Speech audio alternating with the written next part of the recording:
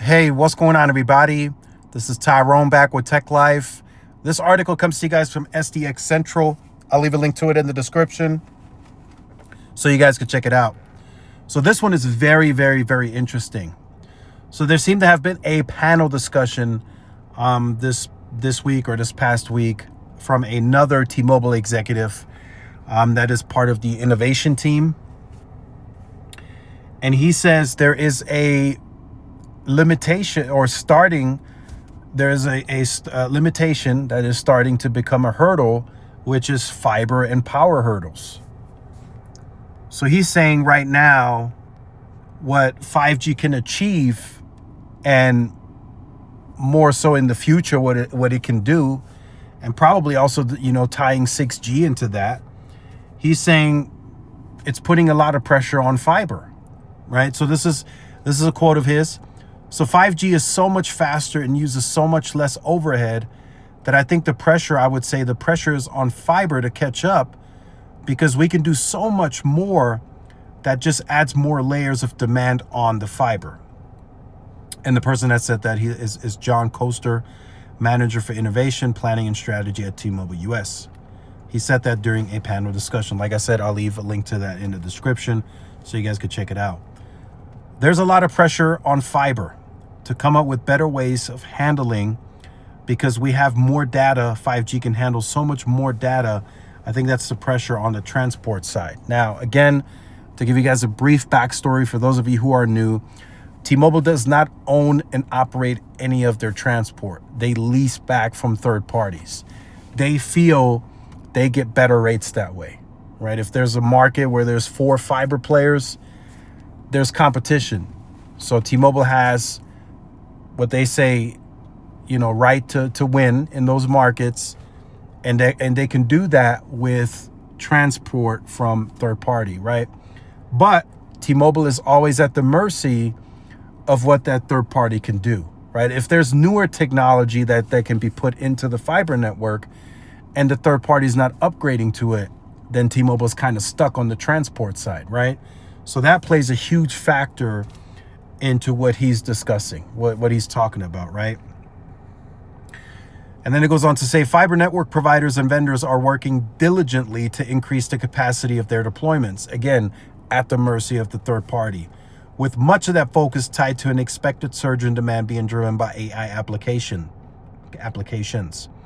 These advances are increasingly looking to increase overall network speeds and reduce latency to support AI-powered use cases. And then T-Mobile is trying to grow their own fiber footprint by partnerships and ventures, Lumos, Metronet, right? But again, that is leasing. They're not owning and operating any of this. And then think about 125 miles as a millisecond, and you've got like 30 miles between towers. So think about 100 miles from tower to tower from the fiber standpoint, Koester said. Adding in the round trip from data traveling over that fiber network, we shoot for 10 milliseconds of latency.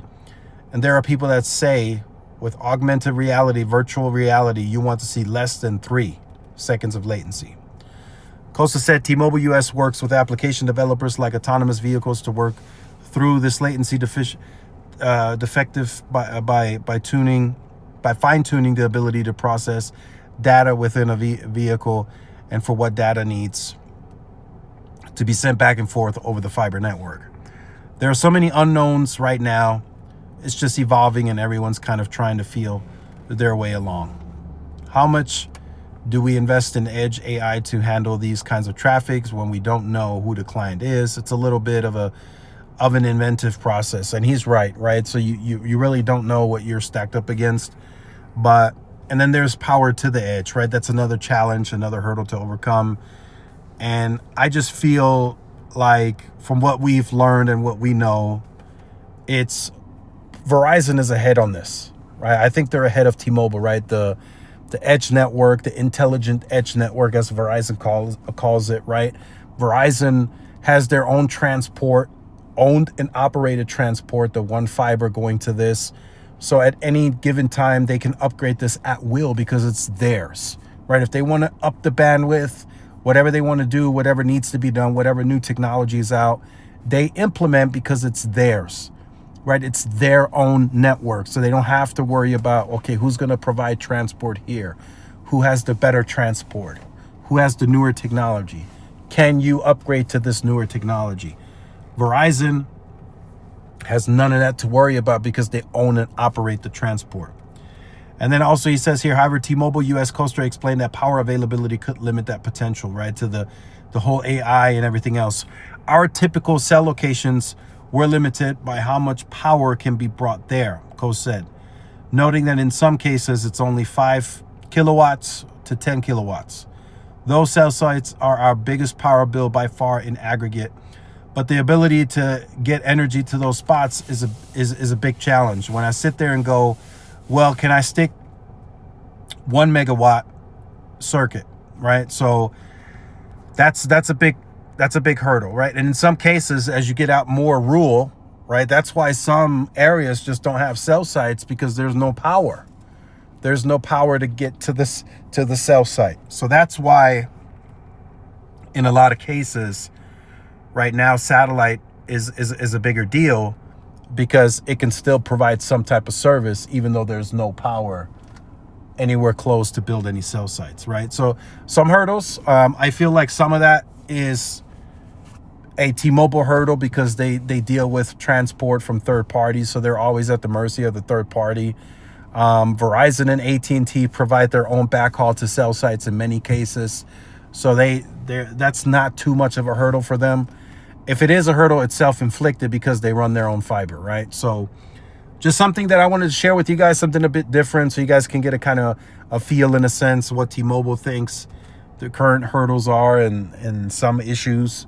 But I think they will overcome this. They will fix it and get, the TERP, even if that is paid for, right? If T-Mobile says, hey, Spectrum, can you upgrade us to this new technology, and it's paid for, it still takes time, right? So regardless of how it's viewed and seen, it's always going to take time because T-Mobile is at the mercy of the third party. So let me know your thoughts in the comments. Like, share, subscribe, and I'll see y'all in the next one. Peace.